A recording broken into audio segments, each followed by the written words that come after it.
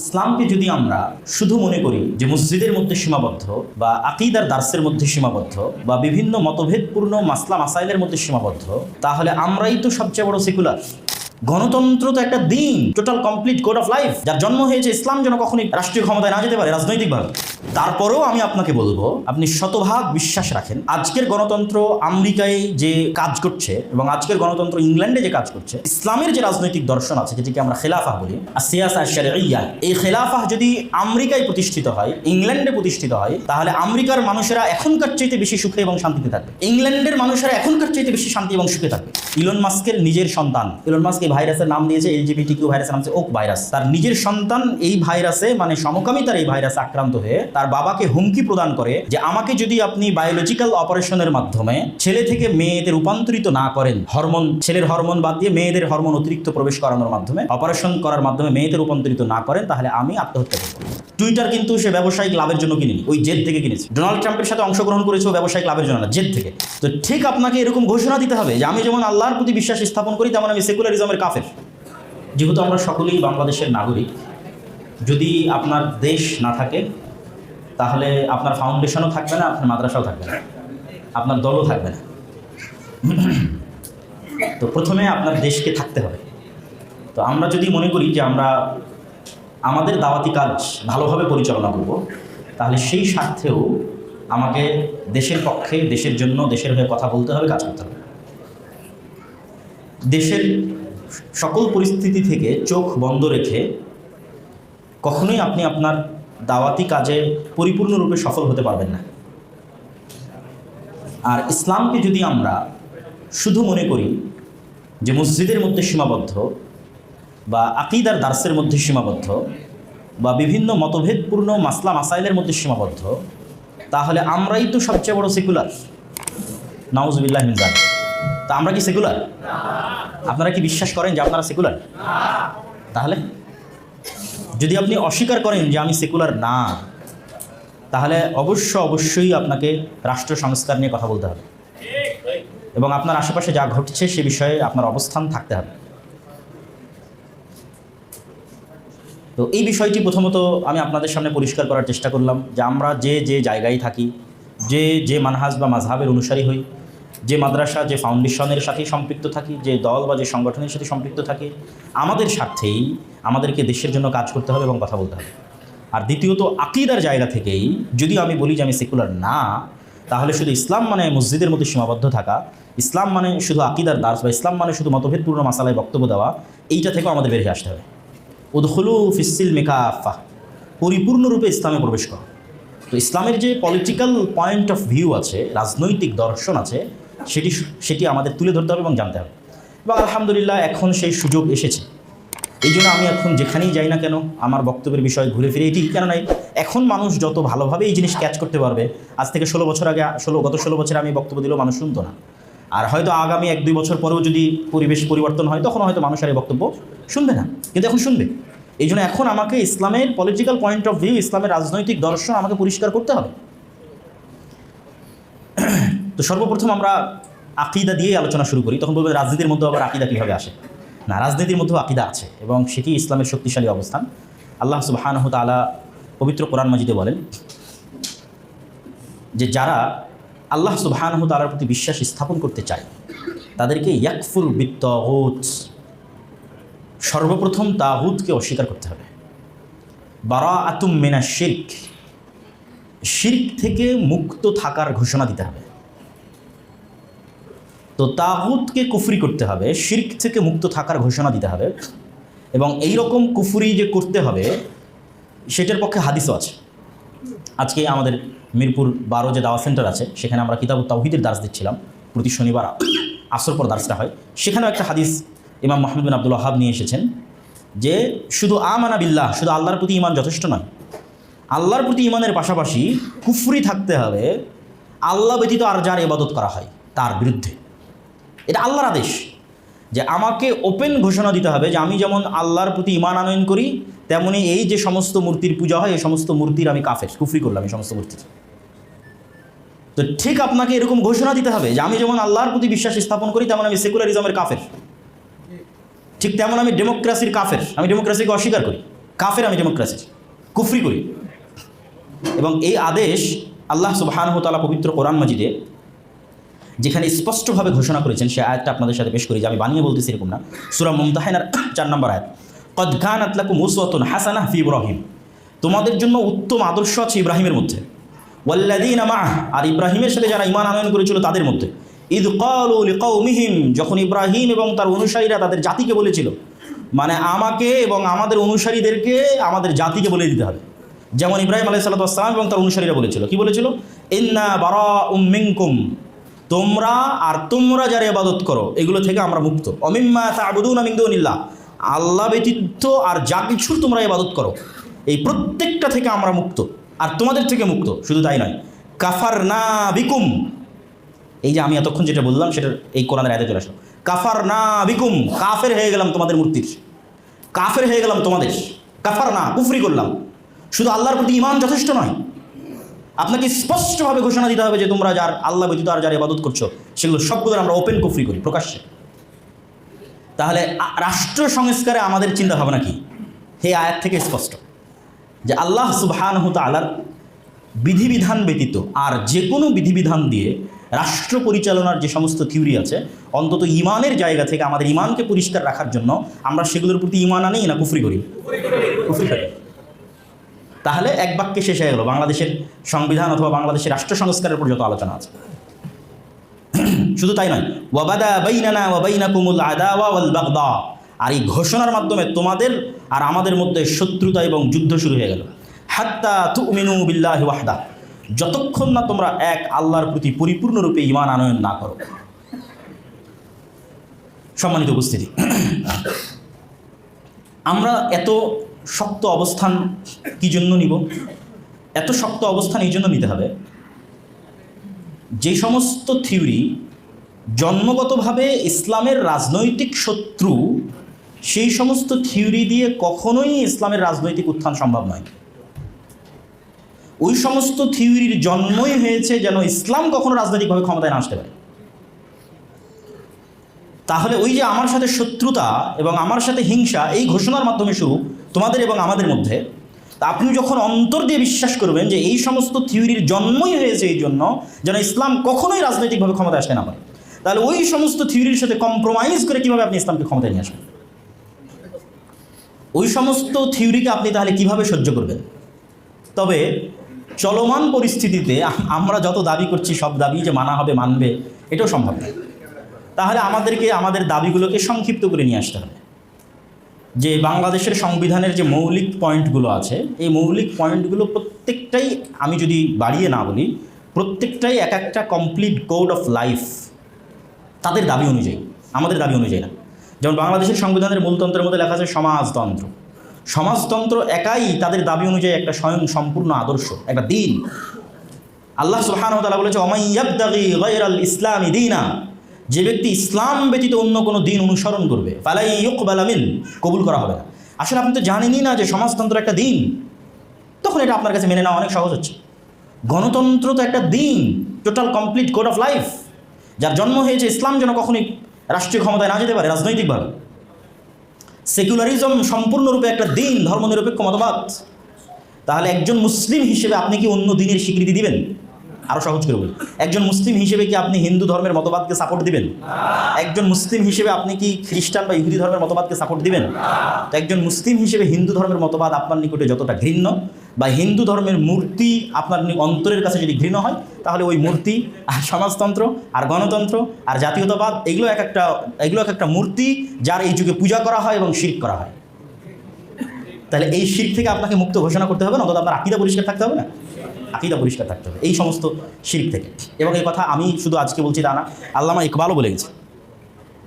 আল্লামা ইকবাল তার কবিতার মধ্যে বলেছে যে এই যুগের আজরেরা নতুন খোদা তৈরি করেছে, তারা সোয়ায়ে হ্যাঁ খোদা আওর। এই যুগের আজরেরা, আজরকে ইব্রাহিম আলাইহিস সালামের পিতা, তো ইব্রাহিম আলাইহিস সালামের পিতা একটা মূর্তি বানাতো, অসংখ্য মূর্তি বানাতো। আল্লামা ইকবাল বলতেছে এই যুগের আজরেরা, মানে এই যুগে যারা মূর্তি বানায়, তারা নতুন একটা মূর্তি বানিয়েছে, নতুন একটা খোদা বানিয়েছে। সেই খোদার নাম উনি বলছেন সেটি হচ্ছে জাতীয়তাবাদ, ওয়াতান পারাস্ত, ন্যাশনালিজম। তাহলে আমি যে বললাম যে গণতন্ত্র, সমাজতন্ত্র, জাতীয়তাবাদ এগুলো এক একটা খোদা বা এগুলো একটা আল্লাহ, নাউজুবিল্লাহ। তা এই সমস্ত আল্লাহর কী করা হচ্ছে? পূজা করা হচ্ছে।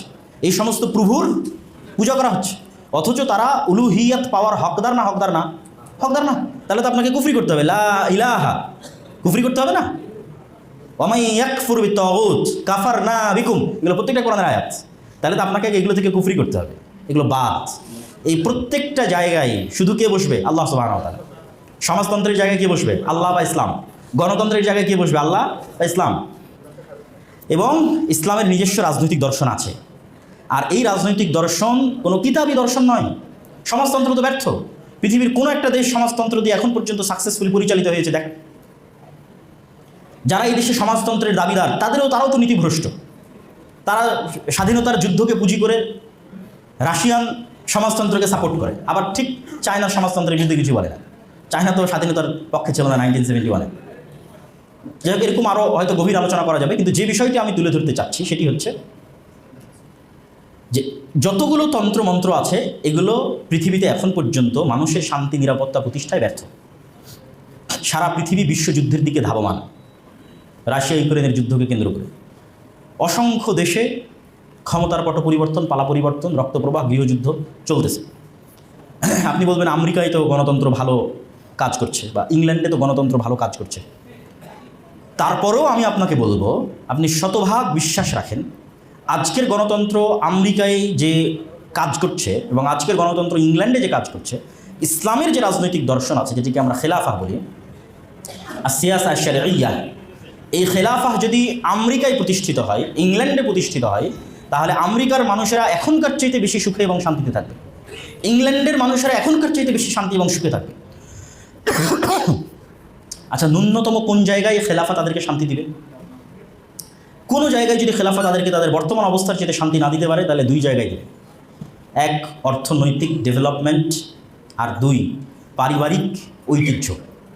এখন কিন্তু যারা ক্ষমতায় এসেছে, ডোনাল্ড ট্রাম্প বা ডোনাল্ড ট্রাম্পের সহযোগী ইলন মাস্ক কিন্তু জাস্ট পরিবার প্রথা যেন ঠিক থাকে এই যুদ্ধটা করার জন্য ট্রাম্পের সাথে অংশগ্রহণ করেছে।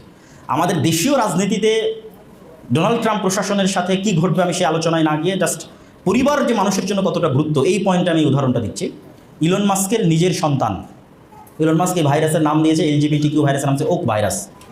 তার নিজের সন্তান এই ভাইরাসে, মানে সমকামিতার এই ভাইরাসে আক্রান্ত হয়ে তার বাবাকে হুমকি প্রদান করে যে আমাকে যদি আপনি বায়োলজিক্যাল অপারেশনের মাধ্যমে ছেলে থেকে মেয়েতে রূপান্তরিত না করেন, ছেলের হরমোন বাদ দিয়ে মেয়েদের হরমোন অতিরিক্ত প্রবেশ করানোর মাধ্যমে, অপারেশন করার মাধ্যমে মেয়েতে রূপান্তরিত না করেন, তাহলে আমি আত্মহত্যা করব। এবং ডাক্তারদের সাজেশনে এবং ছেলের জীবন রক্ষার্থে ইলন মাস্ক রাজি হয় যে ঠিক আছে, আমার ছেলের অপারেশন করা হোক।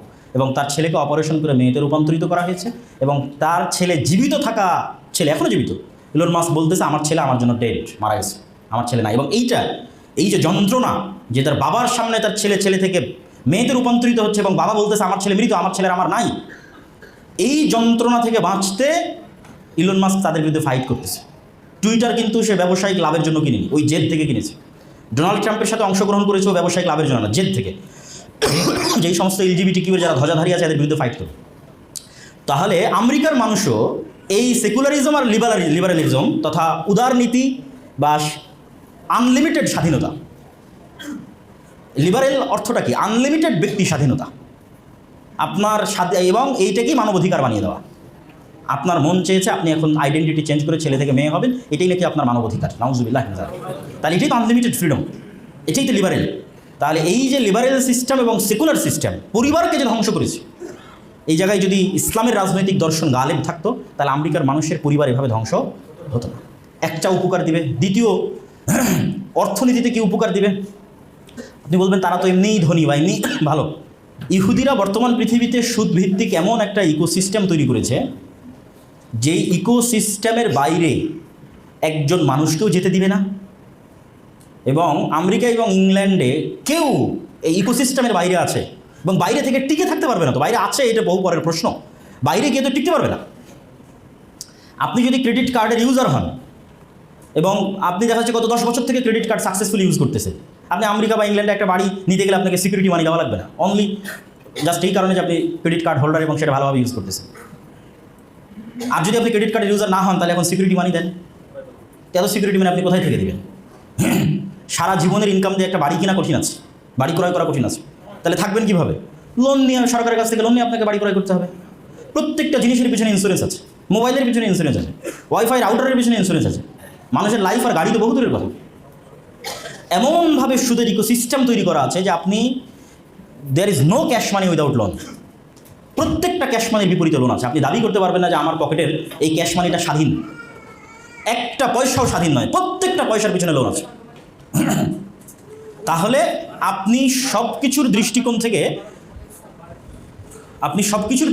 স্বাধীন, কিন্তু অর্থনৈতিকভাবে স্বাধীন না।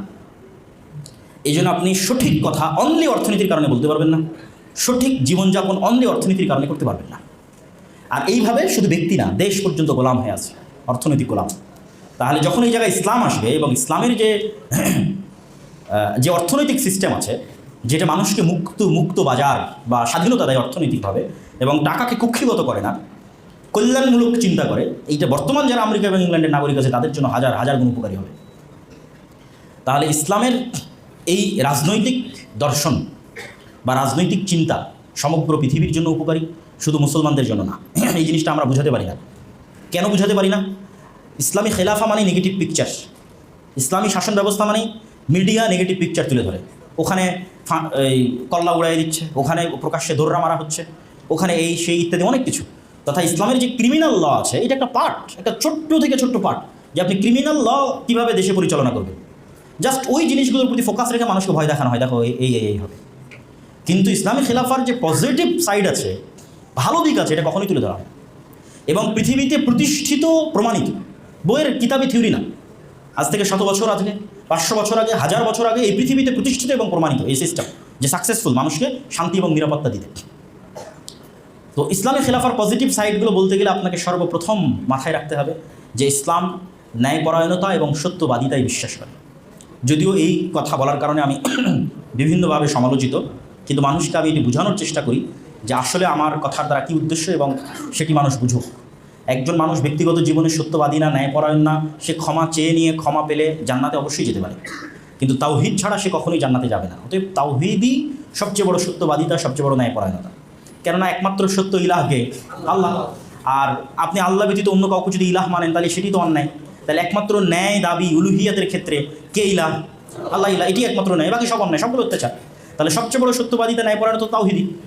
কিন্তু এর বাইরে গিয়েও সত্যবাদিতা এবং ন্যায়পরায়ণতার গুরুত্ব আমি যেটা তুলে ধরতে চেয়েছি, যে আমরা চাচ্ছি আমি রাষ্ট্র ক্ষমতায় যাব, এই কথা যদি আমি বুঝাতে না পারি সেটা আমার ব্যর্থতা। আমি কোনো বই থেকে পড়ে সাজিয়ে নতুন কোনো তত্ত্ব নিয়ে আসছি এরকম না, বরং আমার এটি মনে হয় যে কোরআন এবং হাদিস থেকে আমি এটি সঠিক বুঝেছি। সেটি কি? আল্লাহ সুবহানাহু ওয়া তাআলা নিজের জন্য জুলমকে হারাম করেছে। তার মানে সারা পৃথিবী আল্লাহ কীভাবে চালাচ্ছে? ন্যায়ের সাথে চালাচ্ছে। কীভাবে চালাচ্ছে? ন্যায়ের সাথে চালাচ্ছে। এই জন্য আল্লাহ সব জায়গায় যখন তার শক্তিমত্তার কথা বলেছে তখন বলেছে হাকিম, যে আমি আজিজ, যা ইচ্ছা তাই করতে পারবো, কেউ কোয়েশ্চেন করার নাই, কেউ প্রশ্ন করার নাই। কিন্তু আমি জুলুম করবো না কেন? আমি হাকিম, আমি প্রজ্ঞাময়। পাওয়ার থাকার পরও জুলুম করবো না, পাওয়ার থাকার পর আমি সবচেয়ে ন্যায় করা। তাহলে পুরো পৃথিবী, আসমান জমিন এবং তার মধ্যে যা কিছু আছে আল্লাহ কিসের ভিত্তিতে চালাচ্ছে? ন্যায়ের মানদণ্ডে চালাচ্ছে। আচ্ছা, এবার বলেন তো, রাষ্ট্র ক্ষমতা বা রাজত্বের একচ্ছত্র মালিকানা কার হাতে? আল্লাহর হাতে। এটা তো আমাদের পরিষ্কার বিশ্বাস। কুলিল্লাহুম্মা মালিকাল মুলক তুতিল মুলকা মান তাশা ওয়া তানজিউল মুলকা মিম্মান তাশা। নাজা মানে কি? নাজা মানে হচ্ছে একটা গরম লোহা যদি আপনি চট বা পাটের মধ্যে ধরেন, ধরে টেনে বের করেন, তাহলে ওই লোহা, ওই চটের অনেক ছাল বাকলা লোহার সাথে চলে আসবে। তো আল্লাহ এইভাবে রাজত্ব ছিনিয়ে নেয়, এইভাবে 36 দিনে কীভাবে আল্লাহ রাজত্ব ছিনিয়ে নিল দেখেন। এই ভাষায় আল্লাহ ব্যবহার করেছে, আল্লাহ নাজা করে। তাহলে প্রত্যেক যারা ক্ষমতায় আছে তারা অস্থায়ী। তাহলে এই বাংলাদেশের স্থায়ী রাজত্বের মালিকানা কার হাতে? আল্লাহর হাতে। আল্লাহ পৃথিবী চালায় কি দিয়ে? ন্যায়পরায়ণতা দিয়ে। এখন আপনি দাবি করছেন আপনি মুসলিম, আপনি আল্লাহর অনুসারী, আল্লাহর তাওহীদে বিশ্বাসী, আপনি চান আল্লাহ আপনাকে ক্ষমতা দিক। তো আপনি আল্লাহর কাছে ক্ষমতা চাচ্ছেন, আল্লাহ আপনাকে ক্ষমতা দিক, আর আল্লাহ পৃথিবী পরিচালনা করে ন্যায়ের সাথে। তো আপনি যদি আপনার পার্সোনাল লাইফ, ফ্যামিলি লাইফে অন্যায়কারী হন, তাহলে আল্লাহ কি কখনো আপনাকে তার দয়ায় রাষ্ট্রের দায়িত্ব দিবে? যে তার স্ত্রীর সাথে অন্যায়কারী, তাকে আল্লাহ রাষ্ট্রের দায়িত্ব দিয়ে দিবে? যে তার বোনের সম্পত্তি ভালোভাবে বুঝিয়ে দেয়নি, অন্যায় করেছে, তাকে আল্লাহ রাষ্ট্রের দায়িত্ব দিয়ে দিবে? ইম্পসিবল। আল্লাহ তাকে ক্ষমা করে জান্নাতে দিতে পারে, কিন্তু আল্লাহর ক্ষমতার অংশ দয়ায়, কেন পুরো পৃথিবীতে একচ্ছত্র ক্ষমতা কার? আল্লাহর। তো আল্লাহর ক্ষমতার অংশ আল্লাহ দয়া করে একজনকে দিয়ে দিবে, কেননা সে আল্লাহর বান্দা, আল্লাহর অনুসারী, আল্লাহর দয়ায় দিবে, অথচ সে পার্সোনাল লাইফে স্ত্রীর সাথে অন্যায়কারী, বোনের সাথে অন্যায়কারী, ভাইয়ের সাথে অন্যায়কারী, এরকম অসম্ভব অসম্ভব। আপনি তখনই আল্লাহ আপনাকে দয়া করে ক্ষমতা দিবে যখন আসলে আল্লাহ দেখবে যে এই মানুষটা যে ইসলামের দাবিদার এবং আমার অনুসারী হওয়ার দাবিদার, সে সর্বক্ষেত্রে ন্যায়পরায়ণতা প্রতিষ্ঠায় সাকসেসফুল, সুতরাং সে আমার দয়ায় পৃথিবী পরিচালনার হক রাখে।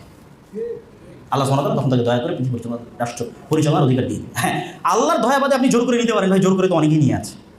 এই জোর করে নিয়ে থাকায় তো আর ইসলামের কোনো উপকার অপকার নাই, বরং এই জোর করে নিয়ে আপনি কম্প্রোমাইজ করে জোর করে নিয়ে যদি আপনি জুলুম করেন এবং সেটা যদি ইসলামের নামে হয়, সেটা কিসের দুর্নাম? ইসলামের দুর্নাম।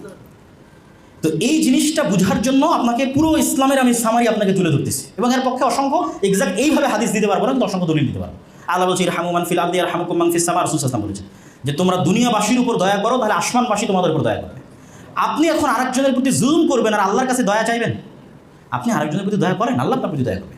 তার মানে ওই বৈশিষ্ট্যটা আপনার মধ্যে থাকতে হবে। তাহলে যেই বৈশিষ্ট্য দিয়ে আল্লাহ সারা পৃথিবীতে রাজত্ব পরিচালনা করতেছে, আপনি রাজা হতে চাইলে ওই বৈশিষ্ট্য অধিকারী হতে হবে। কিন্তু আপনারা মুসলমানরা আমাদের দেখেন যে আমরা অনেক কিছু শিখেছি, আমরা আকীদা শিখেছি, আমল শিখেছি, অনেক কিছু বিশুদ্ধ করেছি, এবং আমি এই বক্তব্য দিচ্ছি, মানে আমি খুব ভালো, আমি এটি বলতে চাচ্ছি না। আমরা অধিকাংশই নিজ নিজ জীবনে অন্যায়ের সাথে যুক্ত, এবং ইসলাম মানে যে এই জিনিসটা বুঝতে হয় এটিও আমরা বুঝতে পারিনি, আমরা বক্তারাও মানুষকে বুঝাতে পারিনি। এটা কতটা লজ্জাস্কর হতে পারে যে একজন মানুষ মাথায় টুপি, মুখে দাড়ি দিয়ে বলতেছে যে সে প্রশ্ন ফাঁসের টাকা আল্লাহ রাস্তায় দান করে। এটা আমাদের জন্য লজ্জাস্কর, আমাদের আলেম ওলামাদের জন্য, যে আমরা তাকে বুঝাতে পারিনি যে ইসলাম মানে আগে তোমাকে ন্যায়পরায়ণ হতে হবে। এবং এটি আমি হাদিস দিয়ে দলিল দিয়ে আপনাদের সামনে প্রমাণ দিচ্ছি একটু পরে। কিছুদিন আগে দেখবেন ভিডিওতে সাক্ষাৎকার দিচ্ছে, মাথায় সিজদার কপালের দাগ পড়ে আছে, সে কোন প্রশ্ন ফাঁসের জন্য কত টাকা নিত মানুষ ভিডিওতে দেখতেছে। তাকে আল্লাহ ক্ষমতা দিবে? সম্ভব। বরং সে আমাদের জন্য লজ্জার যে আমরা বুঝাতে পারিনি ইসলাম মানে। তাহলে এই সমস্ত মানুষগুলো কি? এই সমস্ত মানুষগুলো বা এই ধরনের মুসলমানেরা আসলে মুনাফিক। তাদের নেফাকি ঢাকতে তারা এই ধরনের বাহ্যিক রিচুয়ালগুলো অনুসরণ করে। ইসলামের যে বাহ্যিক রিচুয়ালস আছে, আনুষ্ঠানিকতা আছে, যে আল্লাহর নবী দিয়ে গেছে, সালাত, সিয়াম, হজ, যাকাত, এগুলো বাহ্যিক এবং আনুষ্ঠানিকতা। আপনি এবং আমি প্রকৃত অর্থে মুনাফিক। আমার মুনাফিকিটা যেন মানুষ বুঝতে না পারে, এই মুনাফিকিটা ঢাকতে আমি সালাতে যাই, আমি হজ করি, অসংখ্য কিছু, কিন্তু আসলে আমি মুনাফিক। দলিল কোথায়? রাসূলুল্লাহ সাল্লাল্লাহু আলাইহি ওয়াসাল্লাম বলছেন আরবা মান কুন্না ফি বা সালাসাতুন মান কুন্না ফি, তিনটা বৈশিষ্ট্য যার মধ্যে থাকবে, মুনাফিকান খালিসা, নিষ্কলুষ মুনাফিক, খাঁটি মুনাফিক। এই তিনটা বৈশিষ্ট্যের মধ্যে আল্লাহ নবী এটা বলেননি যে যে জেনা করে, যে মদ খায়, যে বিড়ি সিগারেট পান করে, বলেন কি বলেছেন? ইদা হাদ্দাথা কাযাবা, যখন কথা বলে মিথ্যা বলে। ওয়াইদা ওয়া'আদা আখলাফা, যখন ওয়াদা করে তখন ভঙ্গ করে। ওয়াইদা তুমিনা খানা, যখন তার কাছে কোনো কিছু আমানত রাখা হয় খেয়ানত করে। তা আমানত কি শুধু টাকা না, দায়িত্ব আমানত? দায়িত্ব আমানত। আপনি প্রিন্সিপাল আমানত, মাদ্রাসা প্রিন্সিপাল আমানত, দলের আমির আমানত, দলের সভাপতি আমানত, মসজিদের ইমাম আমানত, মসজিদ কমিটির সভাপতি আমানত। কিন্তু অধিকাংশই তাদের নিজ নিজ আমানতের জায়গায় কি করেছে? খেয়ানত করেছে। তাহলে ওসি, ডিসি, এসপি, প্রধানমন্ত্রী, এদের সবাইকে কি দেওয়া আছে? আমানত দেওয়া আছে। কিন্তু এই সমস্ত আমানতগুলোতে খেয়ানত করার মাধ্যমে এরা মুনাফিক হয়ে গেছে।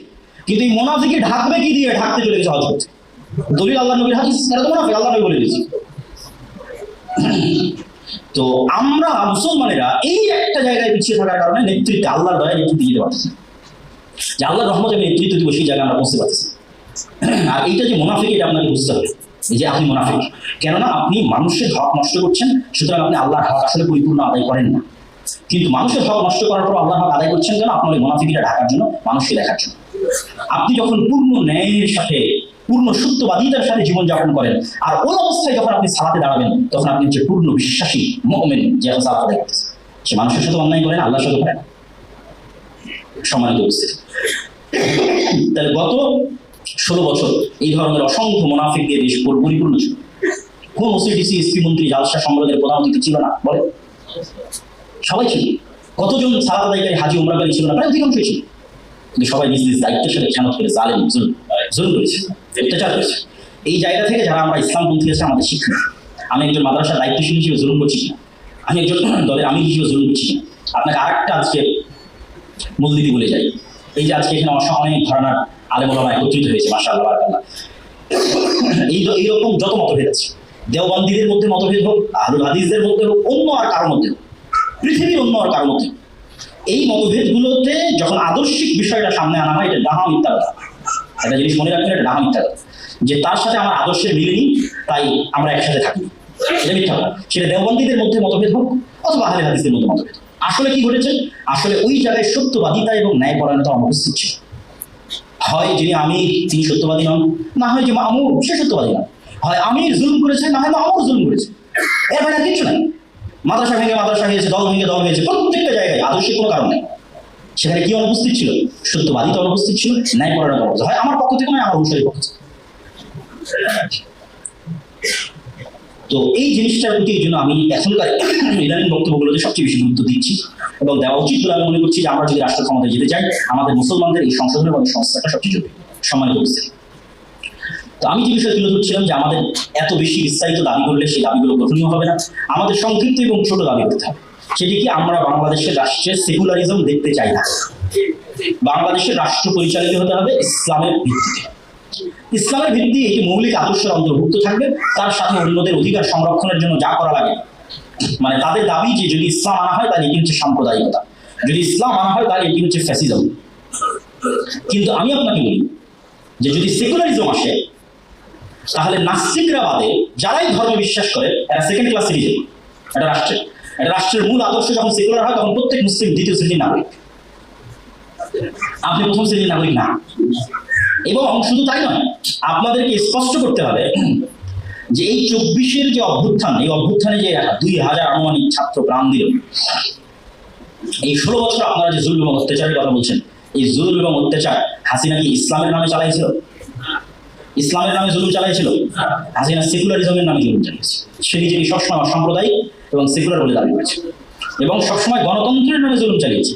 হাসিনাকে সবসময় দাবি করতো না যে আমি গণতান্ত্রিক এবং গণতন্ত্রের বিজয় চাই, সবসময় দাবি করতো। তাহলে যে গণতন্ত্রের নামে আমাদের উপর জুলুম করেছে, সেকুলারিজমের নামে আমাদের উপর জুলুম করেছে। তাহলে লাস্ট সামারি কি দাঁড়ালো? বৈষম্য বিরোধী ছাত্র আন্দোলনে 2000 ছাত্রকে হাসিনা হত্যা করেনি, সেকুলারিজম হত্যা করেছে। বৈষম্য বিরোধী ছাত্র আন্দোলনে 2000 ছাত্রকে গণতন্ত্র হত্যা করেছে। গত 16 বছরে তৈরি করে রাখা আয়নাঘর হাসিনা তৈরি করে, এটা সেকুলারিজম তৈরি করেছে, কেননা এটা সেকুলারিজমের নামই তৈরি করা গেছে। গত 16 বছরে আয়নাঘর গণতন্ত্র তৈরি করেছে, গত 16 বছরে আয়নাঘর ইসলাম তৈরি করেনি, ইসলামের নামেও তৈরি করেনি। বৈষম্য বিরোধী ছাত্র আন্দোলন 2000 ছাত্রকে তা ইসলামের নামেও হত্যা করা হয়নি, ইসলাম হত্যা করে। তাহলে এত বিশাল পরিবর্তনের পর আবার ওই একই বাক্য সেকুলারিজম থাকতে হবে, অসাম্প্রদায়িক বাংলাদেশ হতে হবে, তাহলে লাভ কি? যেই লাভ সেই।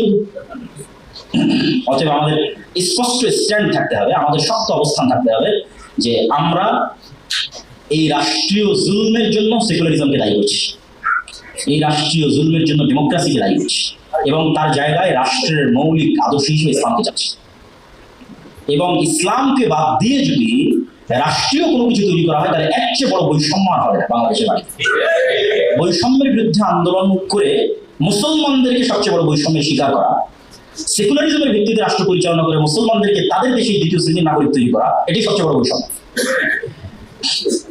এবং আপনাকে আরেকটা জিনিস বলে রাখি, পৃথিবীতে ডানপন্থী কট্টরপন্থার উত্থান হচ্ছে, আর ওই ডানপন্থী কট্টরপন্থাকে আপনি সেকুলারিজম দিয়ে ডিল করবেন, এর চেয়ে বড় হাস্যকর পৃথিবীতে কিছু না। আপনার পার্শ্ববর্তী রাষ্ট্রে ডানপন্থী কট্টরপন্থা তথা হিন্দুত্ববাদী কট্টরপন্থার উত্থান হচ্ছে, ইসরায়েলে জায়নিস্ট কট্টরপন্থার উত্থান হচ্ছে, ইউরোপিয়ান অসংখ্য দেশে খ্রিস্টান ডানপন্থী কট্টরপন্থীদের উত্থান হচ্ছে। তো আর আপনি বলবেন কি যে আমি সবচেয়ে সাধু, সবচেয়ে ভালো, আমার দাড়ি নিষিদ্ধ করলেও আমি তোমাদের সাথে আছি, আমার বোরখা পরা নিষিদ্ধ করলেও আমি তোমাদের সাথে আছি, আমার চেয়ে ভালো, আমার চেয়ে সাধু আর কেউ নাই। তখন এইভাবে করতে করতে আপনার উপর অত্যাচার এবং জুলুম এবং আপনি গোলাম হয়ে যাবেন। এই ধরনের কট্টর পন্থাকে ট্যাকেল দিতে হবে। আপনি যদি হিন্দুত্ববাদী ভারতের আগ্রাসন থেকে বাংলাদেশকে রক্ষা করতে চান, একটা জিনিসই বাংলাদেশকে রক্ষা করতে পারে, বাংলাদেশের স্বাধীনতাকে রক্ষা করতে পারে, সেটা ইসলাম। আর সেকুলারিজম নিয়ে আসা আর ভারতের অধীনস্থ হওয়া দুটো সেম জিনিস, একই জিনিস। বাংলাদেশের স্বাধীনতাকে রক্ষা করতে পারবে, আগেও রক্ষা করেছিল। 47 এর ইতিহাস সেদিন দেখলাম ডক্টর সালিমুল্লাহ বলেছেন এবং আমিও এটিকে সাপোর্ট করি যে এটিকে যদি কেউ স্বাধীনতা বলে তাহলে দ্বিতীয় স্বাধীনতা না, এটা তৃতীয় স্বাধীনতা। প্রথম স্বাধীনতা 47, দ্বিতীয় স্বাধীনতা 71, তৃতীয় স্বাধীনতা 24। তো 47-এ আপনি যে মানচিত্র পেয়েছেন সেটি ইসলামের নামই পাওয়া গেছে। যদি আপনি ইসলামকে উঠিয়ে দেন তাহলে এই বর্ডারের কি দরকার? এই বাংলাদেশ নামক রাষ্ট্রের যে বর্ডার তৈরি করেছেন এই বর্ডারের কি দরকার? 47-এ এই বর্ডারটা তৈরি হয়েছে ইসলামের নামে। এখানে বেশিরভাগ মুসলমান বসবাস করে, এই জন্য তাদের আলাদা একটা রাষ্ট্র। এই কারণে 47-এ আলাদা রাষ্ট্র হয়েছে। আপনি রাষ্ট্রের মৌলিকের মধ্যে ইসলাম রাখবেন না, সেকুলারিজম রাখবেন না, বর্ডার উঠিয়ে দেন। আর যদি মনে করেন না বর্ডার রাখতে হবে, স্বাধীন আলাদা দেশ লাগবে, তাহলে এই দেশ যেটার উপর ভিত্তি করে তৈরি হয়েছিল সেটিকে সামনে নিয়ে আসতে হবে, সেটা ইসলাম। সম্মানিত উপস্থিতি, ইসলাম বিজয়ী হবে কিভাবে? এই মাসের মাসিকাল ইতিসাম যদি বাইরে পান, আমাদের আরো বই পুস্তক আছে, ফিলিস্তিন 12 যে নতুন বইগুলো এসেছে, এই মাসের ইতিসামের সম্পাদকীয় দেখবেন ইসলামের সামগ্রিক বিজয় যেভাবে সম্ভব, ইসলামের সামগ্রিক বিজয় যেভাবে সম্ভব, এই মর্মে মাসিকাল ইতিসামের এই মাসে একটা সম্পাদকীয় আছে। যদি কারো পক্ষে পড়া সম্ভব হয় পড়বেন। আমি জাস্ট সামারি বলে দিই, এই 5ই আগস্ট বা জুলাইয়ের যে অভ্যুত্থান, এই অভ্যুত্থানের স্টেক হোল্ডার মুসলমানরা রাখতে পারবো না কেন? এর চেয়ে বড় সুযোগ, মুসলমানরা স্টেক হোল্ডার হবে, বাংলাদেশে আসে, বাংলাদেশের গত 50 বছরের ইতিহাসে আসে, তারপর মুসলমানরা পারবো না, সব স্টেক হোল্ডার তো এনজিওরা হয়ে বসে আছে। তার সবচেয়ে বড় কারণ হচ্ছে মুসলমানদের নিজস্ব শক্তিশালী কোনো প্রতিষ্ঠান ছিল না। মুসলমানদের না নিজস্ব শক্তিশালী কোনো মিডিয়া আছে, মুসলমানদের না নিজস্ব শক্তিশালী কোনো অর্থনৈতিক প্রতিষ্ঠান আছে। আমরা কত কষ্ট করে একটা মাদ্রাসা চালাই, একটা শিক্ষা প্রতিষ্ঠান চালাই, ব্রাকের বাৎসরিক ইনকাম 12,000 কোটি টাকা, বাৎসরিক আয় ব্যয় 12,000 কোটি টাকা। আপনার মাদ্রাসা সারা বাংলাদেশের সব মাদ্রাসা মিলে।